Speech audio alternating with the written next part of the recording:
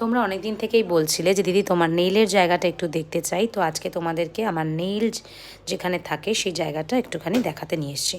তো এটা হচ্ছে আমার ইউভি এলইডি, এখানে আমার কিছু পলিশ রয়েছে, এখানে রয়েছে ড্রিল মেশিন, এখানে রয়েছে আমার নেইলের কিছু জিনিসপত্র যেগুলো আমার কাজ করতে প্রয়োজন হয়, এখানেও রয়েছে সেগুলো, এখানে রয়েছে আমার জেল, আর এখানে রয়েছে কিছু পলিশ।